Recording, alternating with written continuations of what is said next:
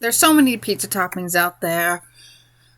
You know, there is, the simple cheese pizza, and then you got the 5 cheese pizza, and then you have pepperoni, and then you have pepperoni sausage, and then you have sausage pizza, and then you have the chicken Alfredo pizza, which I think that's a sin. The Hawaiian pizza, which is Canadian bacon or ham. Yeah, Canadian bacon, excuse me, and pineapple. That's a sin too.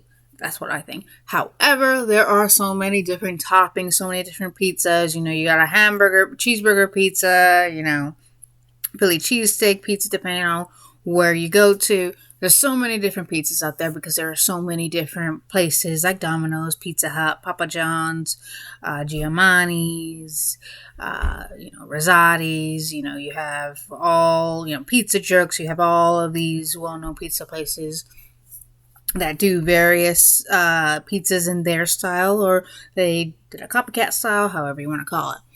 To me, my pizzas of choice would be, it's at times cheese, because cheese is basic. Pepperoni, sometimes pepperoni and cheese. Pepperoni and sausage, sorry. There are other times where I actually found this out. If you order at Domino's and you customize your thing, I can now just put Canadian bacon. I didn't know that you had to buy that Hawaiian pizza. And there are times where I will take the pineapple out because I don't like pineapple, but because the flavor of the pineapple got into the pizza, I can't eat it.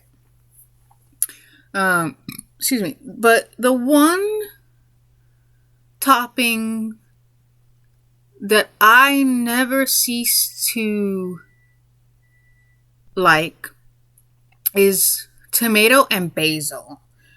When I used to live overseas, there was a restaurant that had that kind of pizza. It wasn't a margarita or whatever you called it. It was a normal pizza. It was like the wood oven pizza that you would get. And I would eat that up. When I moved from overseas to the States, there was a place called Rosati's, and you can actually order whatever pizza you want and put whatever topping you wanted. When I heard that they did tomato and basil, I remember saying I wanted to try it. And although it wasn't exactly wood fire pizza like that, they were really good. They actually did it in squares and stuff like that. There was also another, it was called Bocce's. Bocce's was really good.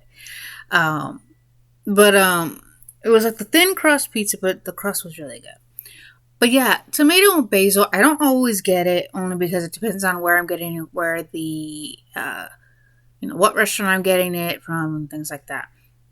But tomato and basil is good.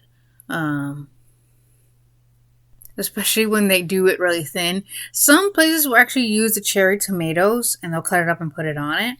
I'm not too big of a fan of that, because to me, when you do it that way, it's kind of harder to eat, because the cherry tomatoes are a little bit, well, they're not big, but they're like this, but they're the size of a cherry, hence cherry tomato. And when you just cut it like that, all the heat gets in it, and you kind of have to fight with it. That's my opinion.